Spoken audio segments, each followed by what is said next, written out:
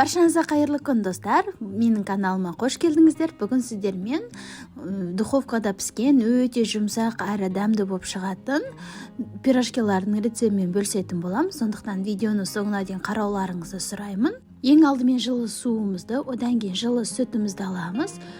Үстіне қантымыз бен ашытқымызды салып, қасықтың көмегімен бір келкі болғанша жақсылап араластырып аламыз. Одан кейін үстіне ертіп алған сары майымызды құямыз. Одан кейін үстіне тұзымызды салып, жақсылап барлығы бір келкі болғанша ерігенше араластыратын боламыз. Одан кейін алдын ала ситадан өткізіп, өлшеп алған ұнымызды салатын боламыз. Ұнды бірден сразу салып жібермейміз. Аз-аздан осылай 2-3 бөліп салуымыз керек. Өйткені әр ұнның тығыздығы әртүрлі болып келеді. Сондықтан ұнды бірден салмаңыздар.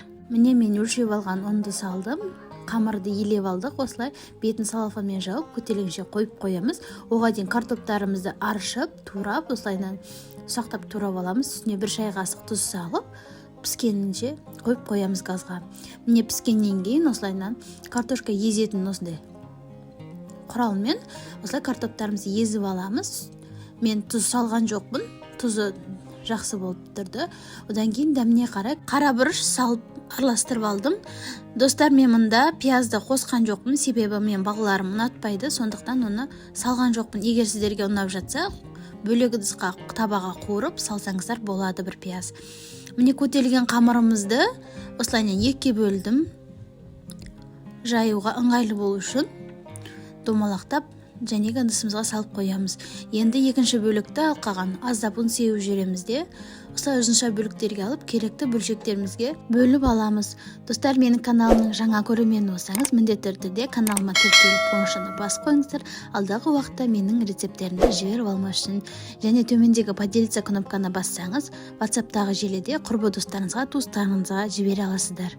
Міне жайып алған қамырымызды енді ортасына 1 ас қасықтай картопымызды салып, пирожкиға түйіп шығатын боламыз. Пирожкиімізді түйіп болғаннан кейін осылай үстінен ақырын ғана аздап басып, пирожкиіміздің формасына келтіреміз. Міне тағы бір көрсетіп жіберейін. Жайып алған қамырымыздың ортасына 1 ас қасықтай картоптарымызды салып, жақсылап пирожкиімізді түйіп аламыз.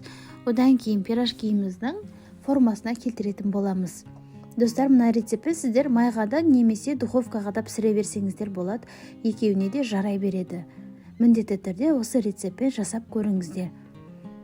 Жасап алған пирожкиларымызды жақсылап жұмыртқа жағатын боламыз. Жақсылап араластырып алып, қызып тұрған пешімізде 180 градуста 25-30 минутта пісіріп алатын боламыз.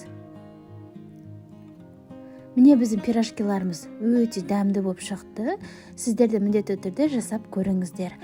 Достар, менің каналымның жаңа көрермені болсаңыз, міндетті түрде каналыма тіркеліп, қоңыршаны басып қойыңыздар.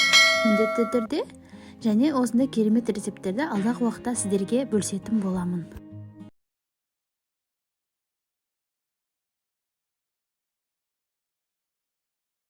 Достар, егер каналымның жаңа көрермені болсаңыз, міндетті түрде каналыма тіркеліп, қоңыршаны басып қойыңыздар.